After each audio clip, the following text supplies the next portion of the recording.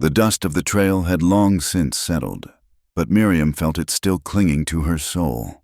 It was the same red-orange dust that coated the hem of her wedding dress, a fine silk gown from back east that looked as out of place in this harsh, sun-scorched land as a songbird in a cage of vultures. She was property, traded for the cancellation of her father's gambling debts. The groom, Elias Thorne, had not looked at her during the terse ceremony before the justice of the peace.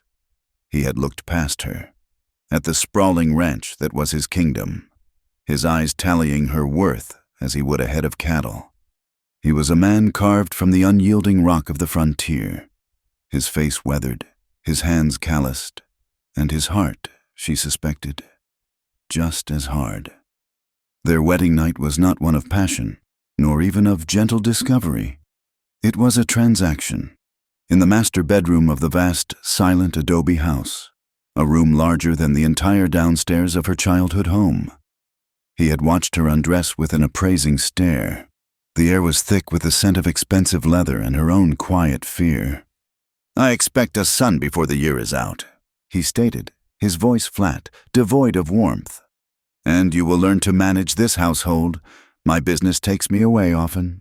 I will not return to a home in disarray." Miriam, clad only in a thin cotton night shift, trembled. She was barely 18, her mind filled with whispered stories of romance and affection, none of which had prepared her for this cold calculus of marriage. "I will do my best, sir," she whispered to the floorboards. "Sir?" A dry, humorless chuckle escaped his lips. "You will call me Elias, or husband. It makes no difference to me. But do not mistake this for anything other than what it is. Your father sold you. I bought you. Fulfill your duties, and you will want for nothing. Fail, and you will find this land has little patience for useless things." The cruelty of his words struck her like a physical blow, a spark of defiance, one she hadn't known she possessed, flickered to life. "I am not a thing," she said, her voice small but clear. "I am your wife." Elias's eyes narrowed. He stepped closer, and for a moment, she thought he might strike her. Instead, he simply looked her up and down, a dismissive curl to his lip. "You are what I say you are. You are young, and you have the look of good breeding stock. That is all I require." He turned his back on her. "I have business in San Antonio. I ride out at dawn. Do not wait up." And with that, he left the room. He did not return. Miriam heard the heavy tread of his boots on the hallway floor, the click of a different door, and then only silence. The vast, empty bed felt like a sarcophagus. She was the virgin bride, and on her wedding night, she slept alone. The tears she cried were not for the absence of a husband's touch, but for the death of a dream she never knew she held so dear. The days that followed bled into one another, each a portrait of quiet desolation. Elias Thorne did not return. A week became a month. The servants, a grim-faced housekeeper named Martha and two young Mexican girls who spoke little English, treated her with a cool, professional distance that bordered on contempt. They saw her for what she was, a decorative piece of furniture left behind by their master. She was Mrs. Thorne in name only, a ghost in her own home. Miriam tried to maintain her dignity. She rose early, dressed impeccably in the fine clothes Elias had provided, and attempted to manage the household as he had commanded. But Martha met her every suggestion with a tight-lipped, "Mr. Thorne prefers it the old way." Miriam was a queen with no subjects, a mistress with no authority. The nearby town of Redemption was no kinder. When she ventured in for supplies, escorted by a silent ranch hand, the whispers followed her like flies. "That's the Thorne bride," they'd murmur behind their hands. "Husband left her the day after the wedding. Must be something wrong with her." The women looked at her with a mixture of pity and scorn. The men, with a speculative hunger that made her skin crawl. She was a scandal, an object of gossip, the abandoned wife. To escape the suffocating silence of the house and the judging eyes of the town, she began to take long walks. She stayed on Thorn's land, a vast expanse of scrub brush, rocky outcrops, and lonely mesas that stretched to the horizon. It was a harsh, beautiful country, and in its solitude, she found a strange comfort. It was during these lonely days that the dreams began. They were always the same. She was not in the parched desert, but in a deep, green forest, the air cool and damp with a smell of pine and wet earth. A clear, cold stream rushed over smooth stones, its sound a soothing melody. In the dream, she felt a sense of peace, of belonging, that was absent from her waking life. It was as if some hidden part of her soul recognized this place, as if it were calling her home. She would wake with the phantom scent of pine in her nostrils and the ghost of a smile on her lips. The only happiness she knew. One sweltering afternoon, her desire for a moment's peace outweighed her caution. She decided to walk the 2 miles into redemption herself, telling no one. The air was still, the sun a merciless hammer in the sky. The path was little more than a dusty track winding through mesquite and prickly pear. She had not gone far when the sound of approaching horses made her heart quicken. 3 men, rough and unkempt, blocked her path. Their eyes roamed over her fine calico dress, her delicate shoes, her unprotected form. They were not ranch hands. They were vultures who had spotted a lamb. "Well, look what we have here," the leader sneered, his teeth stained brown with tobacco. "A pretty little bird, far from her nest." Miriam's blood ran cold. "Please, let me pass," she said, her voice trembling. "I am on my way to town." "In a hurry?" Another chuckled. Dismounting, he grabbed her arm, his grip like an iron band. "We ain't seen a lady like you in these parts for a long time. We'd be poor hosts if we didn't offer you some company." Terror, stark and absolute, seized her. She screamed. A raw, desperate sound that was swallowed by the vast, indifferent landscape. She struggled, but the man's grip was too strong. He tore at the bodice of her dress, the sound of ripping fabric and obscenity in the afternoon stillness. And then he was gone. He did not let go. He was torn away, thrown to the ground as if by a whirlwind. A figure had emerged from the rocks, moving with a silence and speed that was less human and more akin to a striking hawk. He was tall and lean, his skin the color of burnished copper, his long black hair held back by a simple leather band. He wore buckskin leggings and no shirt. The muscles of his back and shoulders coiled with power. In his hand, he held a knife, its blade catching the brutal sunlight, an Apache. The bandits, startled and furious, turned on the newcomer. "Damn you, Injun!" one snarled, drawing a pistol, but he was too slow. The Apache warrior moved in a blur of deadly grace, a block, a twist, and the gun was flying through the air. The knife flashed. The man with the pistol cried out and clutched a bleeding arm. The third man, seeing the feral intensity in the warrior's dark eyes, lost his nerve and scrambled back onto his horse, spurring it into a frantic gallop. The one who had grabbed Miriam was on his feet now, pulling his own knife. The 2 men circled each other, a deadly dance under the oppressive sun. It was over in seconds. The Apache was faster, stronger, more ruthless. The bandit lunged. The warrior sidestepped, his knife darting out like a serpent's tongue. The bandit gurgled, a look of shocked disbelief on his face, before collapsing in a heap in the red dust. The last conscious man, clutching his wounded arm, stumbled away, half sobbing in fear and pain. Silence descended once more, broken only by the buzzing of insects and Miriam's own ragged gasps. The Apache warrior stood over the fallen man for a moment, his chest heaving, before turning his gaze to her. His face was a mask of hard plains and shadows, his eyes dark and unreadable. He took a step toward her. The terror, the violence, the sudden, shocking rescue, it was too much. the world tilted on its axis, the blue sky and red earth spinning into a dizzying vortex. Miriam's knees buckled. The last thing she saw was the face of the Apache warrior, his expression not of triumph or savagery, but of something she could not name. And then, the world went black as she fainted into the arms of the stranger who had saved her. She awoke to the smell of wood smoke and sage. The light was dim, filtered through what looked like a latticework of branches and hide. She was lying on a bed of soft furs, a coarse but warm blanket covering her. Her torn dress had been gently arranged to cover her modesty. A dull ache throbbed in her arm where the bandit had grabbed her. Slowly, she sat up, her heart pounding a frantic rhythm against her ribs. Across a small, crackling fire sat her rescuer. He was watching her, his posture still, his gaze watchful. In the soft firelight, she could see the sharp line of his jaw, the proud arch of his nose, the sheer intensity in his eyes. This was no frontiersman. This was a man of the mountains, of the wild places her people feared. A savage.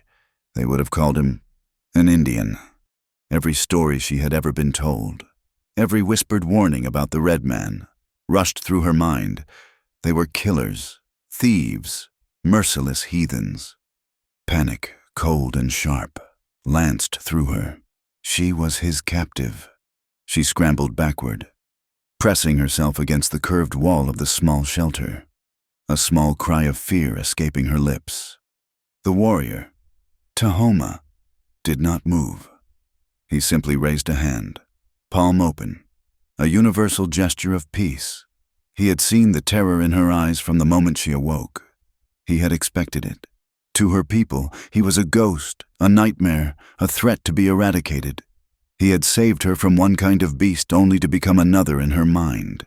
He kept his distance, his expression impassive, though a deep weariness settled in his bones.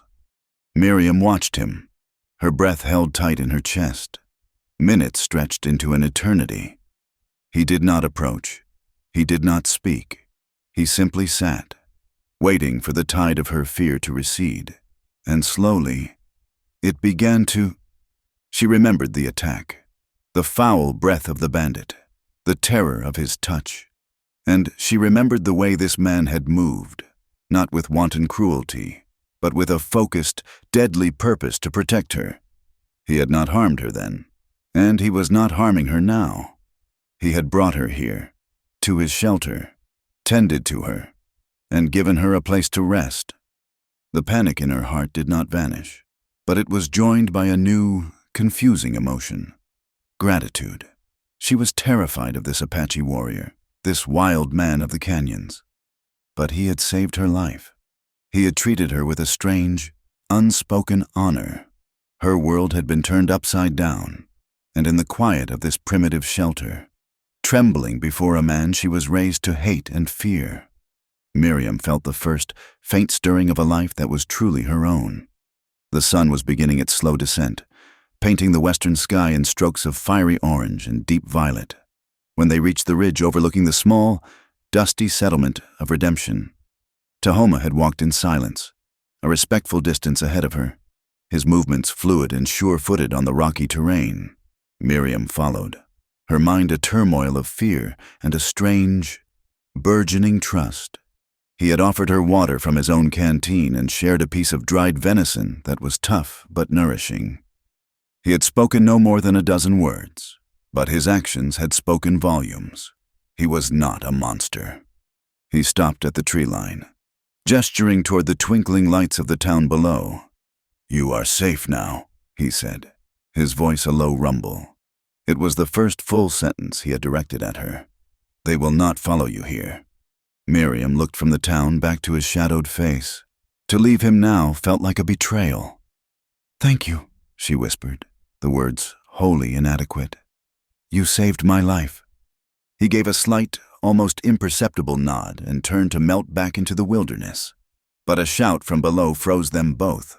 A rider, a ranch hand from a neighboring spread, was pointing up at them. "It's her, the Thorn Bride, and she's with a redskin." The cry was taken up by others. Doors flew open. Figures spilled into the single dusty street. In moments, a small, angry crowd had formed, their faces illuminated by the flickering light of hastily lit torches. Fear, ugly and familiar, coiled in Miriam's stomach. "Go!" Tahoma urged, his voice tight. "Now!" But it was too late. A group of men, led by the town blacksmith, a barrel-chested man named Silas, started up the hill, their strides long and purposeful. They carried rifles and ropes. Miriam's heart plummeted. This wasn't a rescue, it was a posse. "They think you've harmed me," she said, her voice shaking. Tahoma's expression hardened. He did not look afraid, only weary, as if he had seen this scene play out 100 times before. "It is the only story they know how to tell," he said, his hand resting on the hilt of his knife. The men surrounded them, their faces contorted with suspicion and a righteous fury. Silas shoved Miriam behind him, treating her more like a piece of stolen property being recovered than a person. "Get away from her, you filthy savage!" he snarled at Tahoma. "He saved me!" Miriam cried out, her voice thin against the rising anger of the mob. "There were bandits. He fought them off." "Lies," another man spat. "He's filled her head with lies. Probably had her under some devil spell." "Look at her dress, all torn," someone else yelled. "He's had his way with her, sure as sin." The accusation, so vile and untrue, struck Miriam dumb for a moment. They weren't listening. They didn't want the truth. They wanted a villain, and Tahoma's copper skin made him the perfect candidate. Silas threw a rope over a thick oak branch, its shadow dancing like a hanged man in the torchlight. The men seized Tahoma, who did not resist with the fury she'd seen him unleash on the bandits. Instead, he met their violence with a stoic, unnerving calm, his dark eyes fixed on some point beyond them, a look of profound sorrow etched on his face. The sight of the noose, of their blind, brutal hatred, broke through Miriam's fear. This man had shown her more honor in a few hours than her own husband had in their entire brief marriage. She would not let them do this. "No!" Her voice rang out, sharp and clear, startling the men into a momentary pause. She pushed her way through them, placing herself directly between Tahoma and the mob. "I said he saved me. If you harm him, you are no better than the animals who attacked me. I am the wife of Elias Thorne. Will you murder an innocent man on my word?" Her words, and the mention of her powerful husband's name gave them pause, but the seed of their hatred had taken root. "She's defending him," a man whispered in disbelief. "The savage has turned her." A scuffle broke out at the edge of the group. In the confusion, one of the men swung the butt of his rifle, aiming for Tahoma. Miriam saw it coming and cried out. Tahoma twisted, but the blow caught him high on the temple. He staggered, a dark line of blood trickling down his face, but he did not fall. In that instant, the stoic mask shattered, and a warrior's fire blazed in his eyes. He moved. It was not an attack, but a powerful, fluid escape. He shoved two men aside as if they were children, vaulted over a low rock wall, and disappeared into the gathering darkness of the wilderness. A few half-hearted shots rang out, echoing uselessly in the night. The crowd turned their confused fury on Miriam.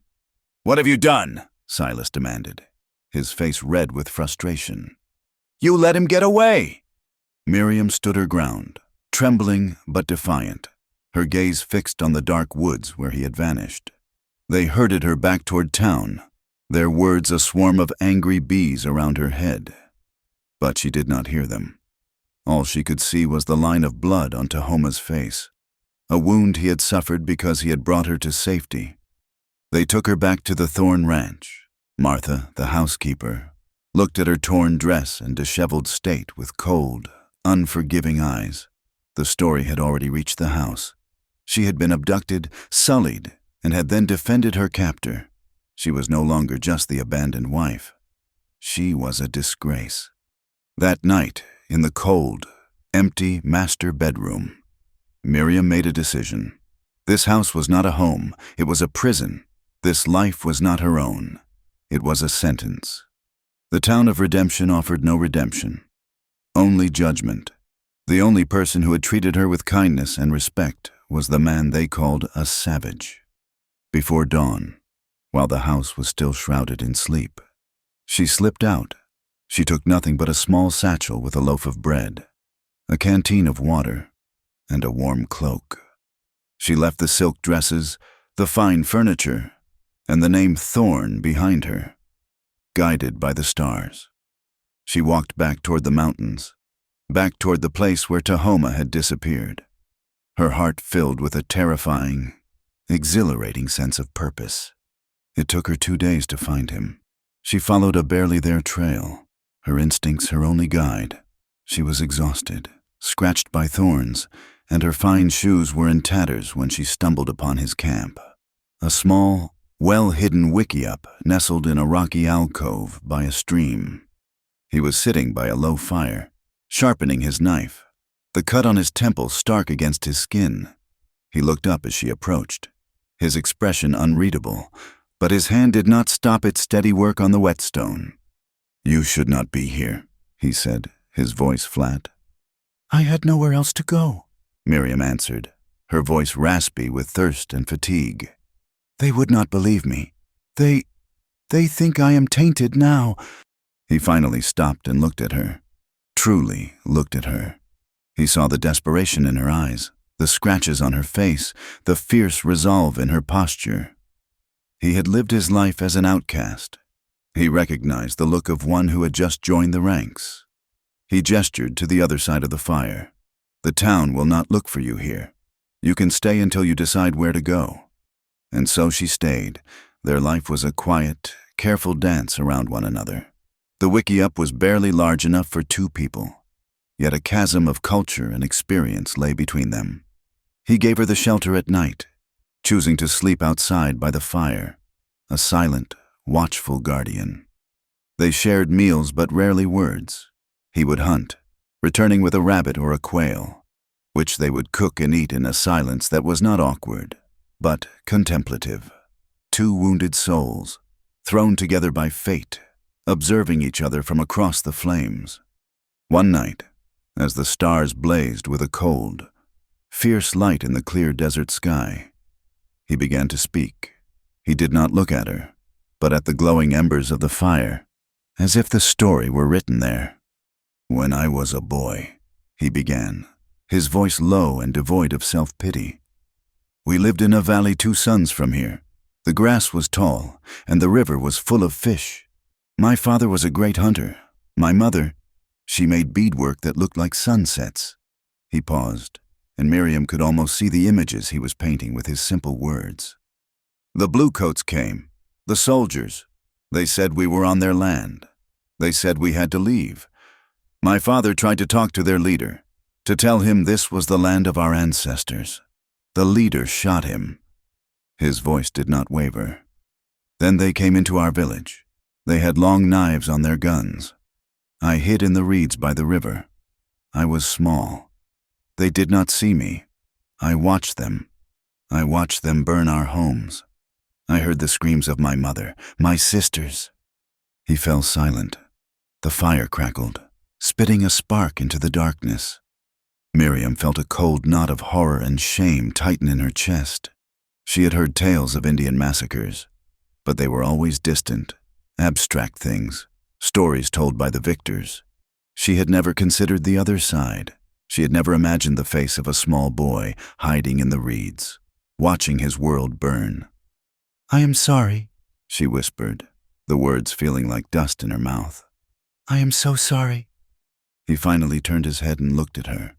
His dark eyes were filled with a pain so old and deep it seemed a part of the landscape itself. But there was no accusation in his gaze. There was no hatred for her, for the color of her skin. He simply saw her. "It was not you who held the gun," he said softly. Miriam felt tears well in her eyes. It was not me, she thought, but it was my people. My world was built upon the ashes of his. In that moment, she felt the crushing weight of a history she had never been taught. For the first time since she had arrived in this harsh land, She felt truly seen. Elias Thorne had looked at her and seen a broodmare, a housekeeper. The men in town saw a possession or a whore. The women saw a rival or a failure. But Tahoma, a man who had every reason to hate her, looked at her and saw something else entirely. He saw not her skin, not her name, not her body, but the trembling, wounded soul within. And in his gaze, Miriam felt the first flicker of a connection deeper than any she had ever known. The days that followed settled into a rhythm dictated by the sun and the seasons, a cadence of survival that was more honest and real than any life Miriam had ever known. The vast, empty hours she had once endured in Elias Thorne's house were now filled with purpose.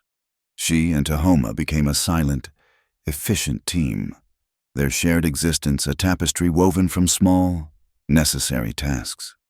They gathered firewood together, her hands, once soft and accustomed to needlepoint, growing tough as she learned to select the driest juniper branches. Sometimes, their fingers would brush as they reached for the same piece of wood, a fleeting contact that sent a jolt of warmth through her, a warmth that had nothing to do with the sun. She would pull her hand back, her cheeks flushing, and he would pretend not to notice, though a faint, almost imperceptible smile might touch the corner of his mouth. He taught her which roots were good to eat and which berries were sweet. She learned to grind corn between two smooth stones, the motion at first clumsy and frustrating, but eventually becoming a soothing, meditative act. He showed her how to bake small, dense cakes of cornmeal on a hot, flat rock at the edge of the fire, the first time she made one on her own, a little lopsided and slightly burnt. He ate it with a solemnity that she later realized was his version of a compliment. That night, she smiled a true, unburdened smile, and when he saw it, the harsh lines of his face softened for a moment, revealing a glimpse of the man beneath the warrior's mask. The gash on his temple, a gift from the men of redemption, was slow to heal. Each evening, Miriam would clean it with water she'd boiled with a sprig of sage, just as he'd shown her. Her touch was tentative at first, terrified of causing him pain, but he would sit perfectly still, his eyes closed, his trust in her absolute. As she gently dabbed the wound, she allowed herself to study the landscape of his face, the high cheekbones, the strong line of his jaw, the faint scars that spoke of a life of conflict and survival. He was not handsome in the way of the men back east, with their soft chins and manicured looks. He was beautiful in the way a mountain is beautiful, carved by hardship, powerful, and timeless. In return for her care, Tahoma began to open up his world to her. He taught her not just how to live in the wilderness, but how to see it. He showed her how to read the stories written in the dust, the delicate, bird-like tracks of a quail, the heavy tread of a deer, the dragged trail of a snake. He pointed out how the pines on the north side of the canyon grew thicker, and how the lichen favored the shaded side of a boulder. "The land speaks," he told her one afternoon, his voice low as they sat watching a hawk circle high above. "Most of your people have forgotten how to listen.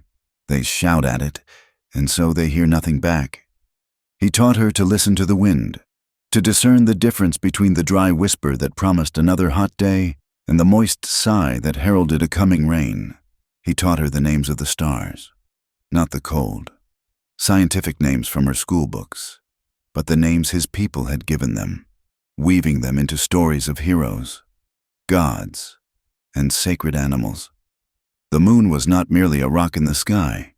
It was a grandmother, watching over them, her changing face a clock that governed the hunt and the harvest. For Miriam, who had lived a life confined by walls and rigid rules, it felt like being given a new set of senses. The world, which had once seemed so terrifying and hostile, was becoming a place of wonder and profound meaning. The nights grew colder as autumn began to lay its claim on the high desert. The wind keened through the canyons, and they were forced to build the fire higher, its circle of light and warmth the only thing holding the vast, pressing darkness at bay. They sat closer now, a necessity against the chill that became a silent acknowledgement of their growing bond. On one such night, the wind howled with a particular ferocity, shaking the branches of the piñón pines and sending showers of sparks into the sky. They sat huddled under a shared blanket, the silence between them thick with unspoken thoughts. Miriam watched Tahoma's profile in the flickering firelight, his gaze lost in the flames. He felt her watching him and turned, his dark eyes meeting hers. In that moment, the world seemed to fall away. There was no wind, no fire, no cold, only the connection that arced between them. A current of emotion so powerful it left her breathless. Her heart hammered against her ribs, a frantic drumbeat in the sudden, profound silence. The vulnerability she saw in his eyes, a mirror of her own, gave her a courage she didn't know she possessed, a need to be truly known by him, to offer him the one piece of herself that remained untouched by her disastrous marriage, overwhelmed her. "Tahoma," she began, her voice barely a whisper. He did not speak, but his gaze held hers, encouraging her. "The men in town, what they said about my dress being torn, they thought," she faltered, the shame of their accusations still a fresh wound. "I know what they thought," he said, his voice gentle. "Their minds are small. They see only what their prejudice tells them to see." "It wasn't true," she rushed to say, the words tumbling out. No one has ever, not even my husband." She looked down at her hands, twisting them in her lap. "I am still as I was on my wedding day." She finally lifted her eyes to his, laying her soul bare. "I am a virgin."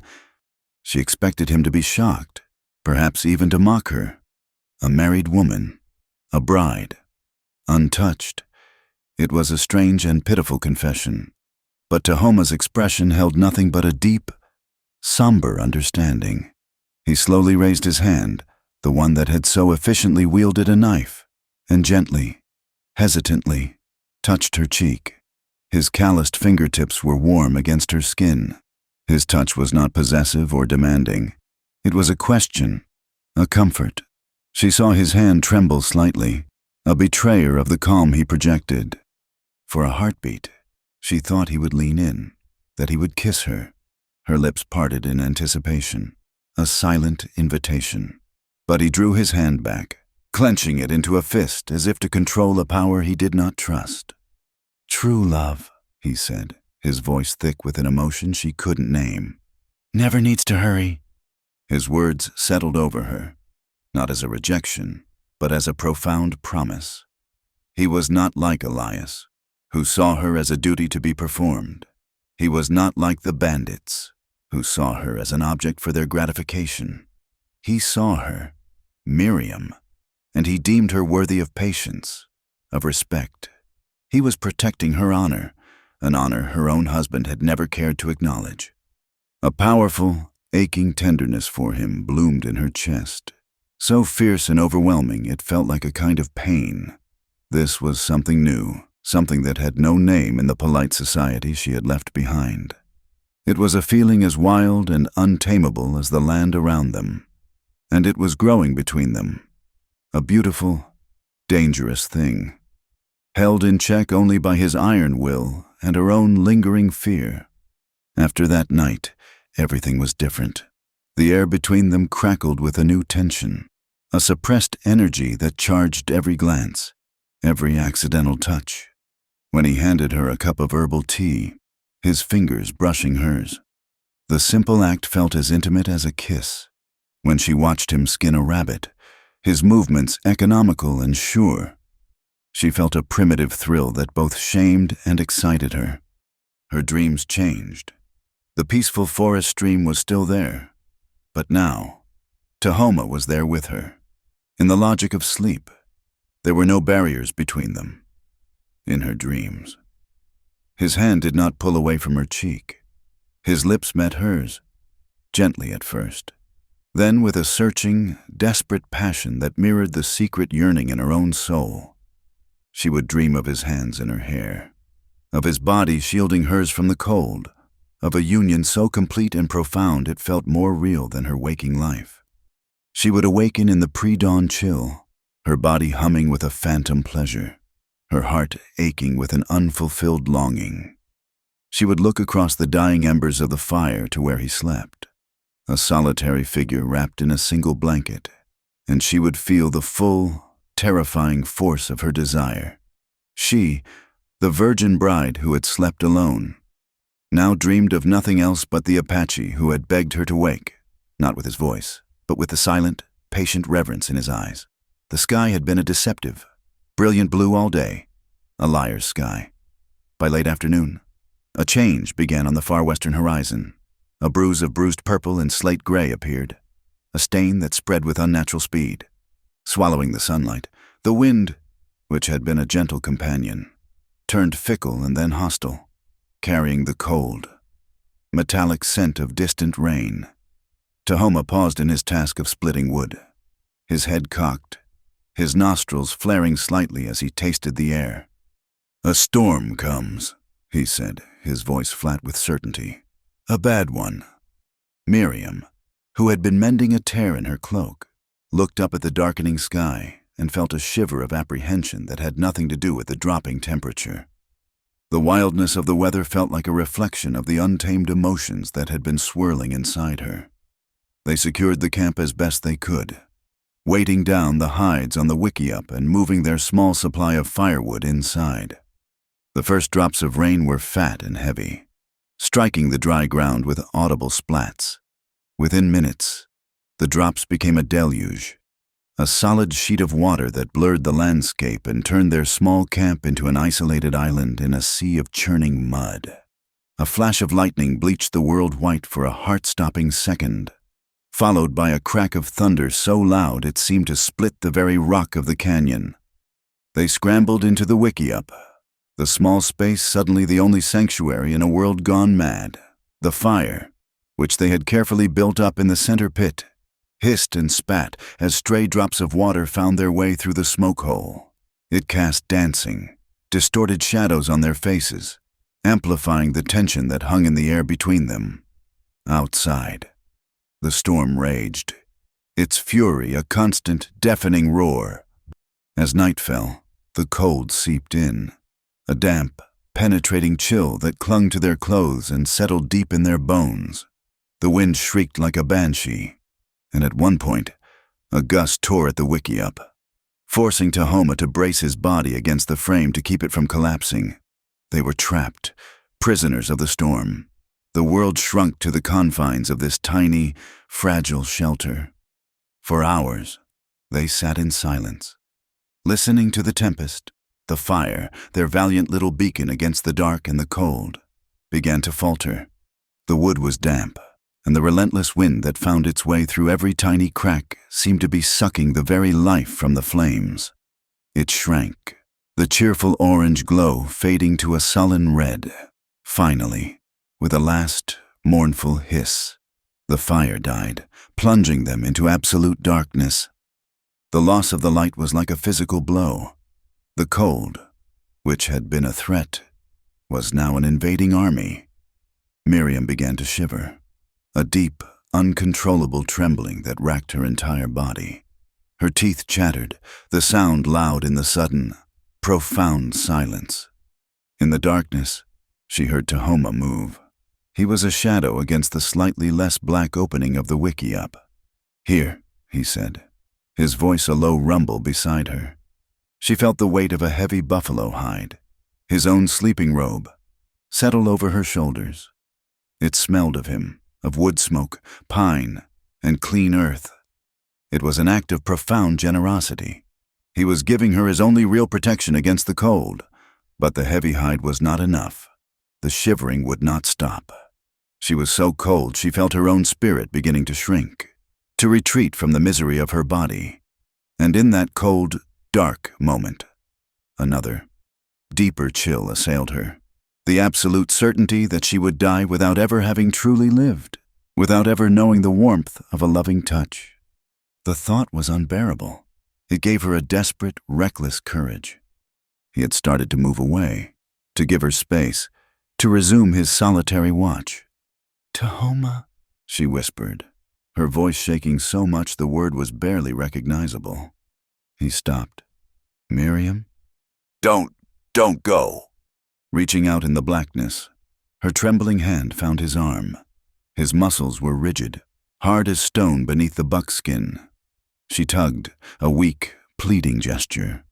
He resisted for a moment, a statue of discipline and restraint, but she tugged again, with all the strength left in her. "Please." Slowly, hesitantly, he turned and lowered himself to sit beside her on the furs. The darkness was a blanket, hiding them from the world, from their own inhibitions. He was so close she could feel the heat radiating from his body, a furnace of life in the frozen dark, acting on an instinct more powerful than thought, more urgent than fear. Miriam pulled the heavy hide from her own shoulders and draped it over them both. Then she leaned into him, pressing her cold, trembling body against the solid warmth of his. This was their first embrace. It was a clumsy, desperate collision in the dark. There were no words, only the sound of the raging storm outside and their own ragged breathing inside. She felt the rigid surprise in his body, the way every muscle was coiled tight, as if resisting a lifetime of ingrained solitude. She buried her face in his chest, her shivering slowly beginning to subside as his heat seeped into her. After a long moment, she felt one of his arms come around her, tentatively at first, then with a powerful, possessive certainty, pulling her closer. His other hand came up to cradle the back of her head, his fingers tangling in her hair. It was not a lover's caress. Not yet. It was the embrace of a protector, a guardian, a man holding the most precious thing in the world. They stayed like that for a long time. Two solitary souls finding shelter in each other, their shared body heat a small, defiant star against the overwhelming cold. A flash of lightning illuminated the wickiup for a split second, and in that stark white light, she saw his face. His eyes were closed, his expression one of agonizing tenderness. The lightning faded, but the image was burned into her mind. She pulled back just enough to look up where his face would be in the darkness. She could feel his breath, warm and sweet, on her forehead. He lowered his head, and she tilted hers up, a silent, mutual understanding passing between them in the dark.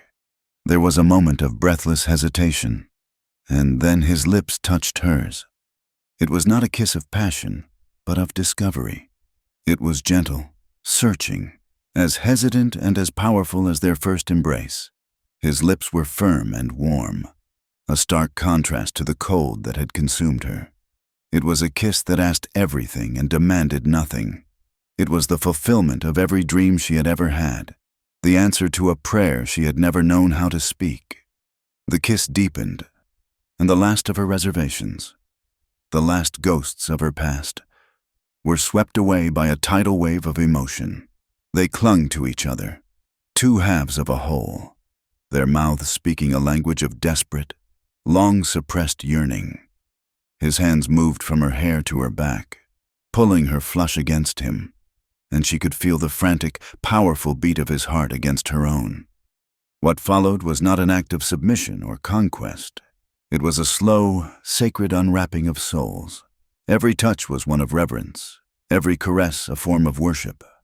In the protective darkness of the storm-tossed shelter, he gently, respectfully, undid the laces of her dress. His hands on her bare skin were not the rough, demanding hands of a man taking what he felt was his due, but the tender, almost worshipful hands of a man receiving a sacred gift. He erased the cold memory of Elias Thorne's appraising stare and replaced it with a touch that spoke of awe and wonder.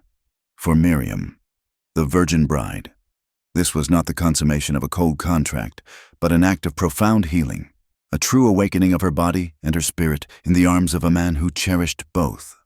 They came together not in a frenzy of lust, but in a slow, powerful joining that felt as natural and as inevitable as the storm breaking outside. When they awoke, the storm had passed. A pale, watery sunlight filtered through the opening of the wickiup, and the world was clean and quiet, washed new by the rain. They lay entangled in the furs and blankets, her head on his chest, his arms securely around her. Neither of them spoke. Words felt clumsy, inadequate for the transformation that had occurred. They simply looked at each other, their eyes saying everything. The caution and the distance were gone, replaced by a deep, quiet intimacy, a knowledge that they were no longer two separate people, but one. Later that morning, after they had eaten, Tahoma left without a word. He returned an hour later. In his hand, he held a small, tight bouquet of purple desert asters, still glistening with raindrops. He didn't hand them to her. He walked over to her sleeping furs and gently placed the wildflowers on the spot where her head had lain. The next day, Miriam took the cornmeal she had ground and, adding a bit of wild honey and crushed berries as she had seen him do once, she made a small batch of corn cakes. It was a recipe he had mentioned in passing belonged to his mother. When she served them to him, hot from the stone, he looked at her, and his eyes held a depth of emotion that was more profound than any declaration of love. He ate them slowly, savoring each bite as if it were the most sacred meal he had ever tasted. Their love did not need to be announced. It did not need promises or vows. It was there in the wildflowers by the pillow. It was there in the taste of his mother's corn cakes. It had been born in the heart of a storm, and now, in the quiet aftermath, it simply was. Their love, born in a storm and nurtured in silence, bloomed in the heart of the wilderness. For several weeks, their small camp was a world unto itself, a secret Eden carved out of the harsh landscape. The days were filled with a simple, profound happiness Miriam had never imagined possible. She learned the rhythm of Tahoma's heart as intimately as she had learned the phases of the moon. He, in turn, discovered the quiet strength behind her gentle exterior, a resilience that matched the unyielding rock of the canyons. Their love was a language spoken in shared glances across the fire, in the way he would gently tuck a stray strand of hair behind her ear, in the way she would have a hot broth waiting for him when he returned from a hunt. They were happy, and in the unforgiving lands of the West, such happiness was a fragile, fleeting thing, a candle flame that invited the wind. The wind came in the form of a whisper, a lone prospector, chasing a rumor of gold in the high canyons, stumbled upon their camp. He saw not a man and a woman in love, but a white woman, the thorn bride no less, living in sin with an Apache. He saw a story that would buy him a week's worth of whiskey in any town from Redemption to the Territories. The whisper traveled down from the mountains, carried on the breath of gossip and prejudice. It passed from the prospector to a freight driver, from the driver to the patrons of a saloon, and finally, it reached the ears of those who had the power to turn a whisper into a righteous thunderclap. The thunderclap arrived on a crisp autumn morning. Miriam was by the stream, washing their few clothes, when she heard the sound of shod horses, too many of them, moving with a grim purpose. Her heart seized. She looked up to see a dozen men on horseback descending on their camp. At their lead was a man with a face like a thundercloud, his beard shot through with gray, his eyes burning with a cold, righteous fire. It was her father, Josiah Miller. Panic, stark and absolute, tore through her. She ran toward the wickiup, screaming Tahoma's name. He emerged, knife in hand, his body instantly coiled for battle. But when he saw the number of men, all with rifles aimed at his heart, and the look of cold fury on Josiah's face, a terrible understanding dawned. "Miriam!" her father roared, his voice cracking like a whip. "Get away from that heathen!" Two men dismounted and grabbed her, their hands biting into her arms. She struggled, kicking and screaming, her cries a mixture of his name and pleas for them to stop. "He's a good man. He saved me. Father, listen to me." But Josiah's ears were deaf to her words. He saw only his daughter, his property, defiled. He saw the family name dragged through the mud. "You have brought shame upon us, daughter. You are a fallen woman, lost to depravity." He gestured to the wickiup, the small, beautiful home they had made. "Burn it," Burn this den of filth." While Miriam was held fast, screaming and weeping, the men tore apart their shelter. They threw their sleeping furs, her mended cloak, and his few possessions onto a pile and set it ablaze. The flames leapt high, consuming their world in a vortex of heat and smoke. It was a funeral pyre for their happiness. Tahoma did not move. He stood, a lone warrior against a dozen guns, his eyes fixed on Miriam. He knew that if he fought, they would kill him. And if he died, there would be no one left to even remember the truth of what they had. But worse, if he fought, their rage might turn on her. They might see her as a willing accomplice, a traitor to her race, and harm her as well. So, when they came for him, he did not raise his knife. This was a different kind of battle, one to be fought with endurance.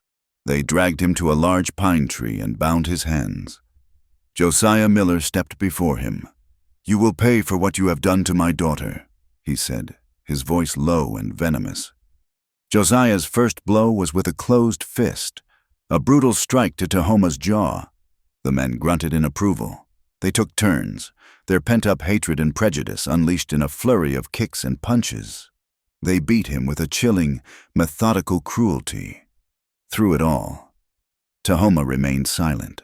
He did not cry out. He did not beg. His gaze remained fixed on Miriam, a silent message passing between them. Asterisk, I am doing this for you. Be strong. Miriam's struggles ceased. She watched in horror, her body numb, her soul shattering into a million pieces. Each blow that landed on him felt as if it were landing on her. His silence, his incredible stoic bravery, was the most profound declaration of love she had ever witnessed. It was a shield, protecting her from their wrath. When they were done, he was a bloody, broken mess on the ground, barely conscious, but alive. They left him tied to the tree, to be finished by the wolves or the elements. They threw Miriam over the saddle of a horse like a sack of grain and rode away from the smoldering ruins of her life. They did not take her back to the Thorn Ranch. The shame was too great. Instead, they rode to the church in redemption. She was dragged inside, her torn and dirty dress a testament to her supposed sin, and locked in a small, cold room in the vestry. Her father, along with the town's severe, hawk-nosed pastor, Reverend Galloway, laid out her penance. She was a vessel of sin. They told her, who must be cleansed. She would remain in the church, praying for forgiveness. Her marriage to Elias Thorne would be annulled on the grounds of her immoral conduct. And to save her soul and restore some small measure of her family's honor, she would be remarried at once.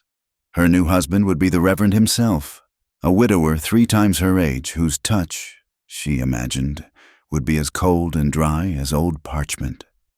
"I will not do it," Miriam said, her voice a raw, broken thing. "I love him. What we had was not a sin." The Reverend Galloway looked at her with a chilling pity. "Child, you are confused. That creature is not capable of love. He bewitched you with his savage ways. We will pray the devil out of you." Miriam fought back with the only weapon she had left. She refused to eat, her hunger strike a silent scream of protest. She argued, she reasoned, she pleaded, her words falling on the deaf ears of their unshakable piety. They did not see a woman in love. They saw a hysterical girl, corrupted and lost, whose soul was a battleground. Her love was not real to them. It was a symptom of a spiritual sickness that had to be cured, by force if necessary. Back in the mountains, darkness fell. Tahoma drifted in and out of consciousness, his body a symphony of agony. The fire had died down to embers, and the cold was beginning to seep into him. He thought he was dreaming when he heard a familiar voice call his name, a man, an old trapper named Silas, who lived as much an outcast as Tahoma did, knelt beside him, his weathered face etched with concern. Silas was one of the few white men Tahoma trusted, a man who judged others by their character, not their skin. "My God, boy, what'd they do to you?" Silas muttered, cutting the ropes with his hunting knife. With great effort, Silas managed to get Tahoma onto his mule and transport him to his own hidden cabin, miles away. For days, Tahoma lay on a cot, hovering between life and death, his body broken and feverish. Silas tended to his wounds, applying poultices and forcing broth between his cracked lips. But as Tahoma's physical wound slowly began to mend, a deeper wound festered in his soul. They had not just beaten his body, they had shattered his spirit. He had been powerless to protect the woman he loved. He had brought her nothing but ruin and disgrace. He pictured her being dragged away, back to her people, back to her world. They would have convinced her he was a savage, a mistake. They would offer her safety, comfort, a life among her own kind. Surely that was a better life than one of hiding in the mountains with him, always looking over her shoulder. One evening, as he stared up at the log ceiling of Silas's cabin, a terrible, agonizing resolve hardened within him. The greatest act of love he could offer her now was his absence. He would be a ghost, a memory. He would erase himself from her life so that she could be safe, so she could be happy. "I will not go near her again," he vowed to the shadows, his voice a hoarse whisper. "If she can find peace, if she can find happiness in her world, then I will stay in mine." The vow was a knife in his own heart, a self-inflicted wound far deeper than any blow he had received. His body had survived the beating, but he feared his soul would not survive the vow. For 10 days, the church was Miriam's prison. The cold stone walls seemed to leach the very warmth from her spirit, and the cloying scent of old incense and beeswax felt like the smell of a tomb. They brought her food, thin soup and stale bread, but after the first day, she refused it. Her hunger was a weapon, a silent, desperate scream in a place where her words had no meaning. She grew weaker, her body shrinking, but her resolve hardened into something adamantine. She was no longer the frightened girl who had been sold into marriage. She was a woman who had known love, and she would not surrender it to their narrow-minded God and their loveless laws. Her chance came on a moonless, rain-swept night. A young, nervous acolyte, sent to light the lamps, fumbled with the key to her room and, in his haste to escape her unnerving, defiant stare, failed to ensure the bolt was fully thrown. Miriam waited, her heart a frantic drum against her ribs, listening until the church fell into its deep, nocturnal silence. Then she pushed. The heavy oak door swung inward with a low groan. Freedom was a shocking, dizzying rush of cold, damp air, moving like a wraith through the shadowed nave. She slipped out a side door and into the muddy street. She did not run toward the Thorn Ranch or her father's home. She turned her back on the sleeping, judgmental town of Redemption and headed for the mountains. The journey to where their camp had been was a pilgrimage of sorrow. The rain plastered her thin cotton dress to her skin, and the cold gnawed at her. But she barely felt it. Her mind was fixed on one thing, the place where their life had been so brutally extinguished. When she arrived just after dawn, the sight that greeted her broke her heart anew. It was a scar on the land, a circle of blackened earth, littered with the charred skeletons of the Wikiup's frame. The air still held the faint, acrid smell of ash. Here, they had shared a meal. There, they had huddled during the storm. Over there, he had placed the wildflowers. Every inch of the ground screamed with the ghost of a memory. She fell to her knees in the cold, wet ash, the fight draining out of her, replaced by a wave of utter desolation. He was gone. They had taken him or killed him. She was alone. She wept until she had no tears left, her hands sifting numbly through the debris. It was then that her fingers closed around something hard and smooth. She pulled it from the ashes. It was his necklace, a simple thong of deer sinew, strung with beads he had carved from bone, and at its center, a single, smooth, dark gray river stone that he had once told her held the spirit of the water. It was the only thing the fire had not consumed. Clutching it in her hand, a spark of hope, fierce and defiant, ignited in the core of her being. This was a sign. He had survived. He had to have. She knew Tahoma. He was a part of this land. It would not let him die so easily. He would have retreated, found a new place to hide, to heal, and she would find him. Getting to her feet, she turned her face toward the deeper wilderness, the jagged peaks and hidden canyons that he had taught her to read like a map. Her ordeal began. The days were a blur of walking, of putting one foot in front of the other until her legs screamed in protest. The nights were a terrifying gauntlet of cold and the sounds of unseen creatures. She had no food save for the last of the wild berries she knew were safe, and the water from cold mountain streams was so frigid it made her teeth ache. She was no longer Miriam Thorne, the abandoned bride, or Miriam Miller, the fallen daughter. She was a hunter, and she was tracking the only thing in the world that mattered, her heart. She used the lessons he had taught her. She followed the game trails, knowing they would lead to water. She noted the direction of the prevailing wind from the bend of the ancient pines. When she was lost, she looked for the grandmother moon to guide her.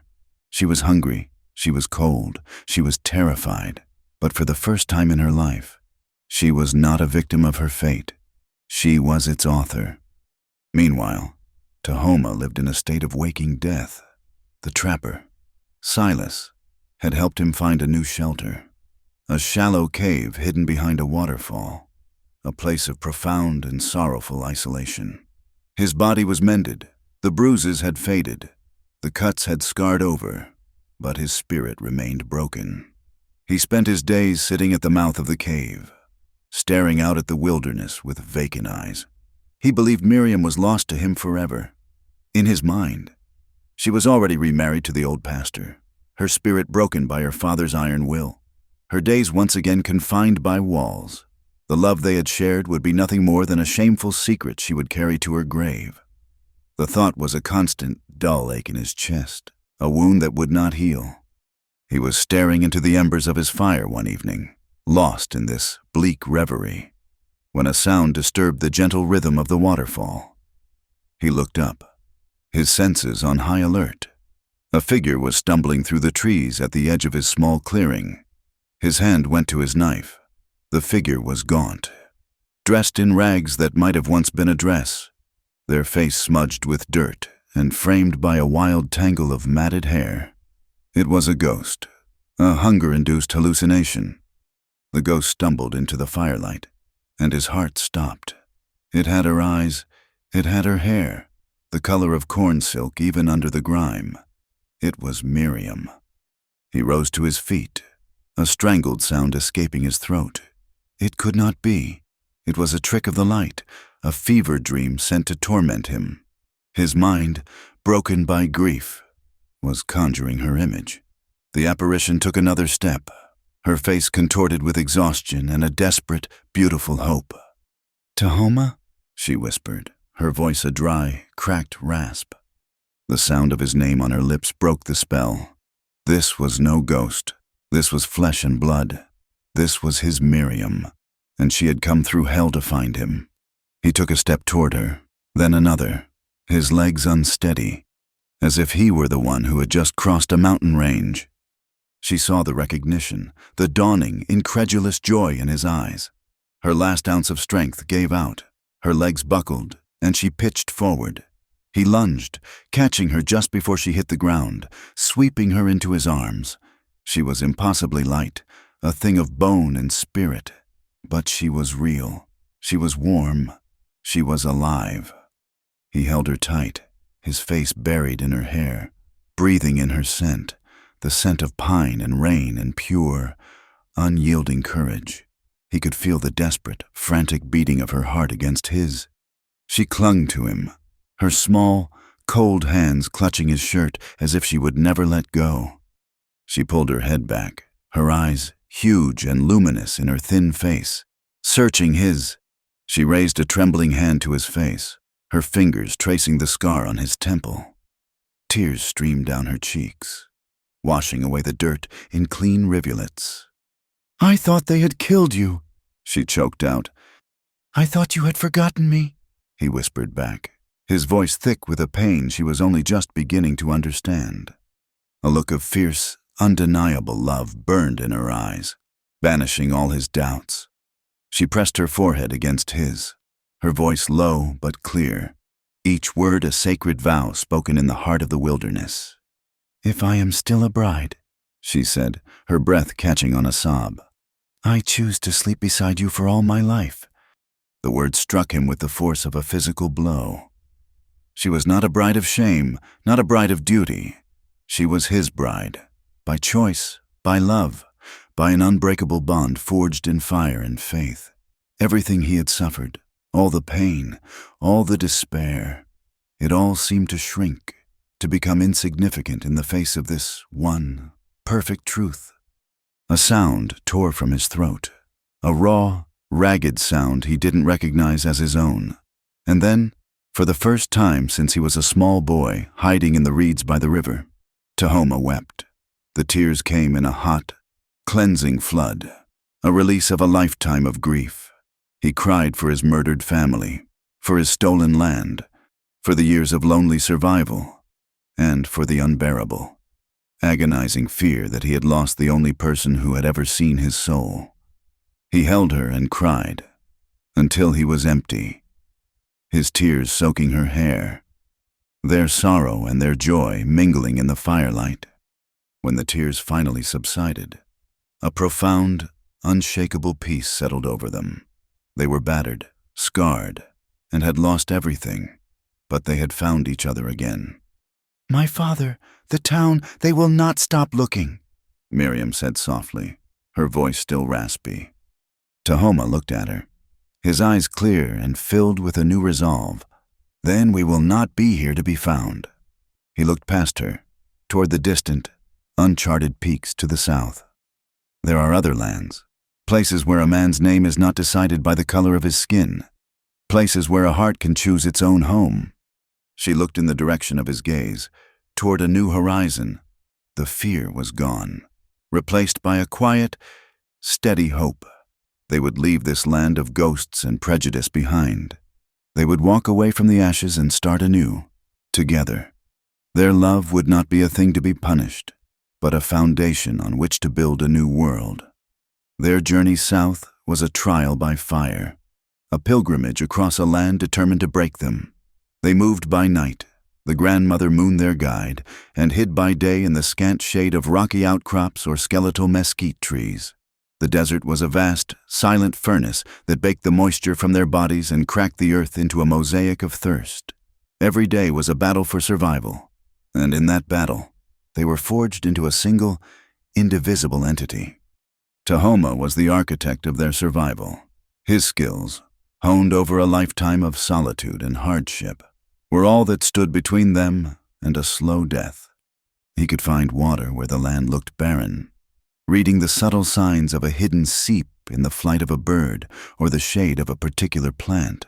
He could move through the treacherous landscape with a ghost's silence, his eyes and ears attuned to the slightest hint of danger. He taught Miriam how to walk without leaving a clear trail, how to ration their precious water, and how to find sustenance in the tough, stringy flesh of a desert tortoise or the bitter fruit of a cactus. Miriam, in turn, was the heart of their journey. Her body, weakened by her hunger strike, often faltered, but her spirit never did. The quiet determination that had seen her through her imprisonment now burned with a fierce, unwavering light. When Tahoma's grim focus wavered, her quiet strength would steady him. She tended to his old wounds, which ached in the cold desert nights, and her unwavering faith in him, in them, was a balm to his scarred soul. They were no longer the warrior and the rescued maiden. They were equals, partners in a desperate flight for freedom. Their love the compass that guided them through the wasteland. They skirted the edges of settlements and dodged the patrols of blue-coated soldiers, two phantoms moving through a world that had no place for them. After weeks that felt like a lifetime, they crossed out of the parched desert and into the foothills of a new mountain range, a land of deep forests and rushing rivers. It was here, in a valley so remote and well hidden it seemed to exist outside of time, that they found it, a place the locals called simply the Hollow. It wasn't a town, not in any recognizable sense. It was a small, bustling community of outcasts, a sanctuary for those who had dared to love across the forbidden lines of race and creed.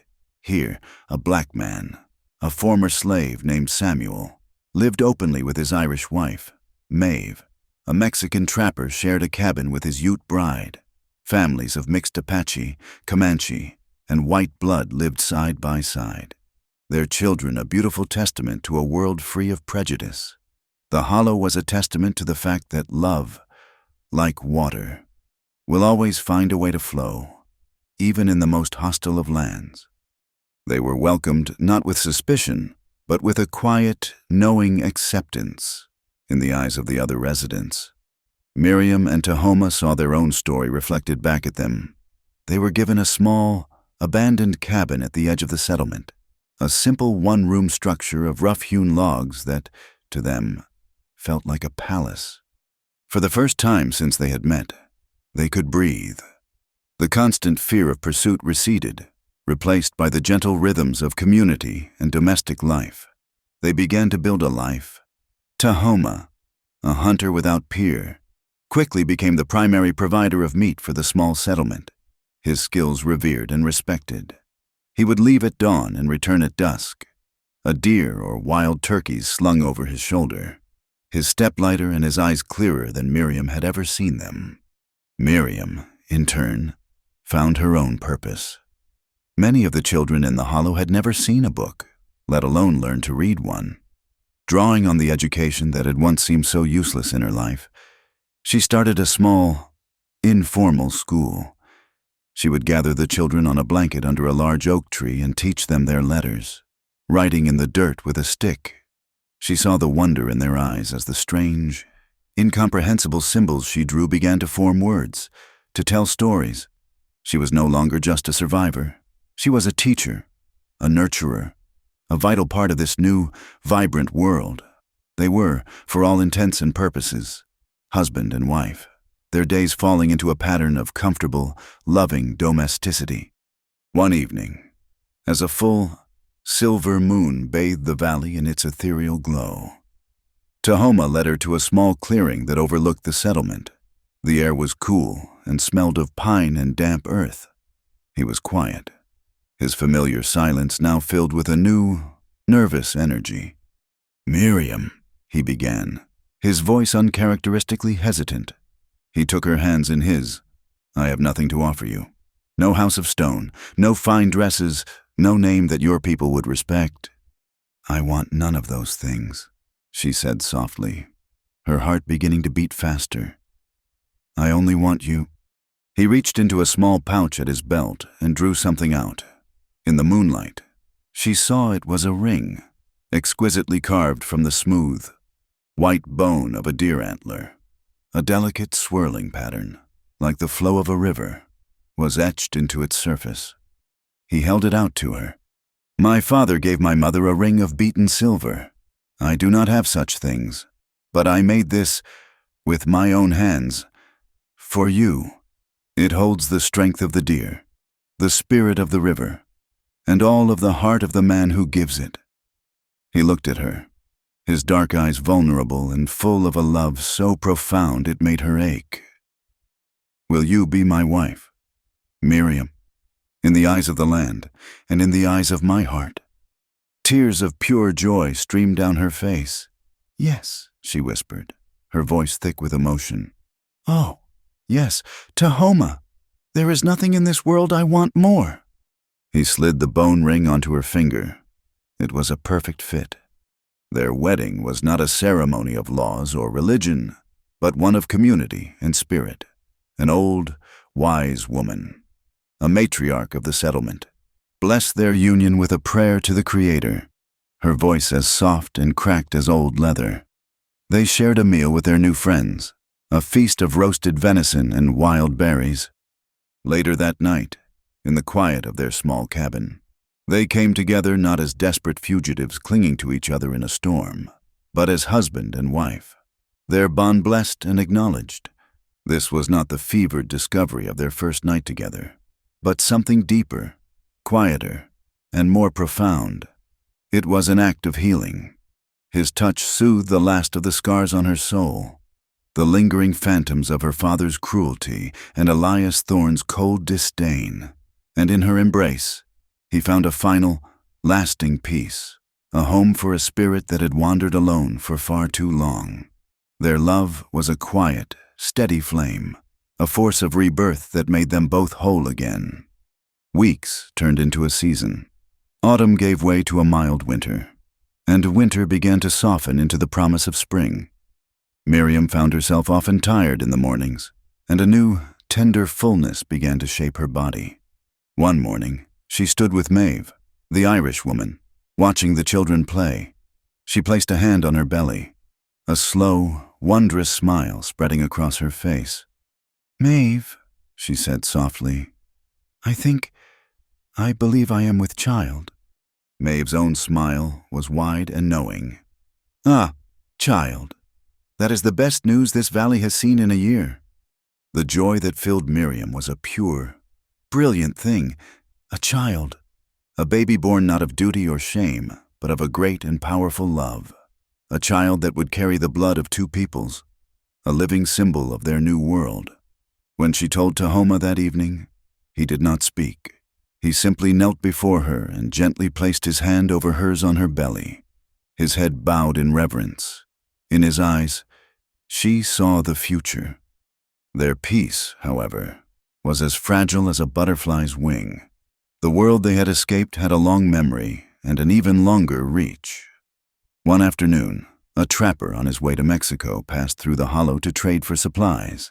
He shared news from the territories they had fled. He spoke of a rich rancher named Thorne, a man whose honor had been slighted. This rancher, he said, had hired a group of hard men, former soldiers and bounty hunters, paying a small fortune for any information leading to the whereabouts of his runaway wife. He gave a description: a young woman with hair like corn silk, last seen in the company of an Apache warrior. "They say he doesn't want her back," the trapper said, spitting a wad of tobacco. "He just wants his property returned, and his honor satisfied. They say he'll see them both hang." The trapper moved on, oblivious to the bomb he had just dropped into their peaceful world. That night, the past, which they had thought buried so far behind them, had found them. The ghost of Elias Thorne had returned, and it was coming to claim them. The trapper's words hung in the air long after he was gone, a poison that seeped into the peaceful atmosphere of the hollow. For a week, an unspoken tension gripped the community. The men cleaned their rifles, and the women watched the trail leading into the valley with anxious eyes. Miriam and Tahoma knew they had to leave, but the thought of uprooting again, of leaving this one small piece of the world where they had found acceptance, was a heartbreak. Miriam was with child. To flee now was to condemn her unborn baby to a life on the run. The attack came not with the subtlety of a bounty hunter, but with the arrogant force of a man who believed the world was his to command. Elias Thorne did not send his hired guns alone. He rode at their head, his face a mask of cold fury, his expensive clothes a stark, obscene contrast to the rugged landscape. There were 15 of them, all heavily armed, their horses trampling the small gardens at the edge of the settlement. The men of the hollow, led by Samuel, formed a desperate, outnumbered line of defense at the center of the community. "This is a peaceful place," Samuel called out. His shotgun held steady. "You have no business here." Elias Thorne reined in his horse, his gaze sweeping over the collection of mixed-race families with utter contempt. "I have business with a thief," he announced, his voice carrying in the tense silence. "A savage who stole my wife. Give them to me, and I will leave the rest of you to your squalor." His eyes found Miriam, who stood with Maeve and the other women and children near her cabin. A cruel, possessive smirk twisted his lips. "There you are, my dear, looking a bit weathered." "She is not your wife." Tahoma's voice cut through the air. He stepped forward from beside Samuel, his rifle held loosely but ready. He was not dressed for battle, but for a life of peace. The sight of him, standing defiant, seemed to ignite Thorne's rage. "You," Thorne snarled. "You will hang for this." But first, you will watch as I reclaim what is mine." He raised a hand, and the world exploded into chaos. The roar of gunfire was a physical blow. Shattering the valley's tranquility, the men of the Hollow fought with the courage of those defending their homes, but they were hopelessly outmatched. A bullet caught Samuel in the shoulder, and he went down with a cry of pain. "Miriam, go!" Tahoma yelled, firing his rifle to cover her. "Get to the trees!" He grabbed her hand, and they ran for the back of their cabin, for the slim chance of escape into the deep woods. But two of Thorne's men were already circling around, cutting them off. A bullet splintered the log wall just inches from Miriam's head. Tahoma shoved her behind him, using his body as a shield, and returned fire. He shot one of the men, who fell from his horse, but the other got a clear shot. Miriam saw it happen in a blur of smoke and terror. She saw Tahoma's body jolt, a sudden, violent spasm. A dark stain, the color of wet earth, blossomed on his buckskin shirt, just below his heart. He staggered but did not fall, a low grunt of agony escaping his lips. He raised his rifle one more time, his aim wavering, and shot the second man before collapsing to his knees, his lifeblood staining the rich, red soil of their garden. "Tahoma!" Miriam's scream was a raw, primal sound of pure anguish. She dropped to his side, her hands trying to staunch the flow of blood, her tears blinding her. "Run!" he gasped, his face pale, his breath coming in shallow rasps. "Miriam, run!" But there was nowhere to run. A shadow fell over them.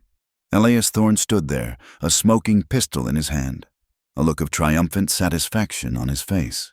He looked down at the bleeding Tahoma with disgust, then shifted his cold gaze to Miriam. "I told you I have little patience for useless things," he said, his voice dripping with venom. "And he, my dear, is now quite useless." He nudged Tahoma's shoulder with the toe of his expensive boot. He then looked at Miriam, her face streaked with tears and dirt, her hands covered in her lover's blood. "And you, look at you, a soiled, pathetic creature.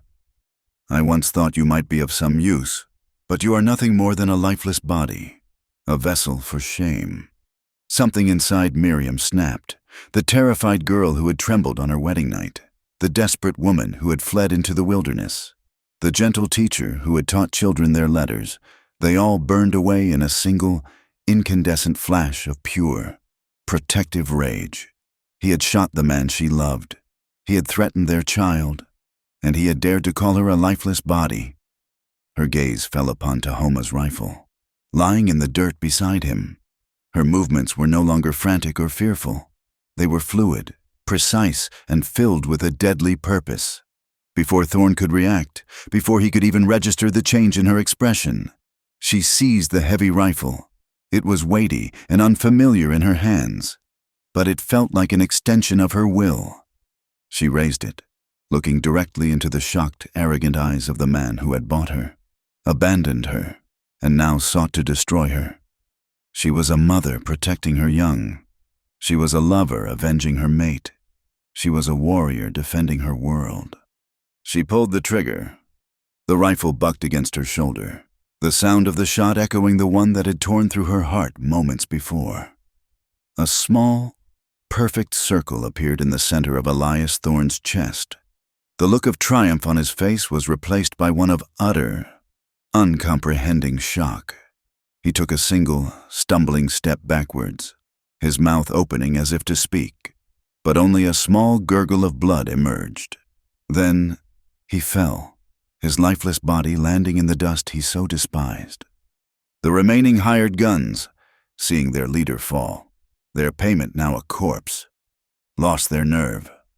Faced with the furious, determined residents of the Hollow, they turned and fled, leaving their dead behind. Silence descended, broken only by the sounds of weeping and the cries of the wounded. Miriam dropped the rifle and turned back to Tahoma, her entire being focused on him. Maeve and Samuel, clutching his wounded shoulder, rushed to their side. "He's alive," Maeve said, her voice a mixture of awe and urgency. "But the bullet is deep. We must get it out." They carried him into the cabin, into the home he had built with his own hands. For 2 days and nights, Miriam did not leave his side. She held his hand through his fevered dreams. She cleaned his wound, and she prayed with a fervor she had never known in her father's church. Maeve, using her knowledge of herbs and healing, managed to extract the bullet. It had missed his heart by a fraction of an inch. He would live, but the wound was grievous. He would carry the scar for the rest of his life. As he began to heal, they knew they could not stay. A rich, powerful man had been killed. The law would come, and it would not care about the reasons. It would only see a white woman and an Apache who needed to be brought to justice. With the help of their friends in the hollow, they prepared to flee one last time. They left under the cover of darkness, with a pack mule carrying what few supplies they could take. Their farewells were tearful and brief. They were leaving the only true home they had ever known. Their destination was south, across the border, into Mexico, a land where the laws of the United States could not reach them. Asterisk, asterisk, asterisk. Many years later, in a quiet valley nestled deep in the Sierra Madre Mountains, stood a small, sturdy house made of river stone and wood. A clear, cold stream chuckled over smooth rocks nearby, and the scent of wood smoke and roasting chilies hung in the air. An old man sat on the porch, his face a beautiful, weathered map of a long life. His hair was the color of snow, braided in the old way, and his dark eyes, though softened by age, still held a deep, quiet wisdom. When he moved his arm to sip from a cup of coffee, the sleeve of his shirt pulled back to reveal a puckered, silvery scar just below his heart. An old woman emerged from the house, a warm shawl wrapped around her shoulders. Her hair, too, was white, but her blue eyes were as clear and bright as the stream. She moved with the slow, deliberate grace of age, and when she sat beside the man, she rested her hand on his, a gesture of comfortable, time-worn love. On her finger, she wore a simple, elegant ring carved from deer bone, worn smooth by the passage of decades. A young girl of about 7, with her grandfather's dark eyes and her grandmother's smile, ran onto the porch and climbed into the old woman's lap. "Grandmother," she said, her voice bright and curious, "tell me the story again, please, the one about you." The old woman smiled, a gentle, loving expression that seemed to hold all the sorrows and joys of a lifetime. She looked at her husband, and a silent, perfect understanding passed between them. She hugged the child close, her gaze turning to the distant, purple mountains, as if seeing a past that was as vivid as yesterday. "Of course, my love," she began, her voice soft and melodic. "It all started a long, long time ago, in a land far from here." The virgin bride slept alone until the Apache begged her to wake and stay forever loved. Thank you for joining us around the campfire for this story. We'd love to know where in the world you're listening from, so please drop a comment below and say hello. If you enjoyed our tale, don't forget to subscribe to the Wild West Campfire channel and share your thoughts with our community of fellow adventurers.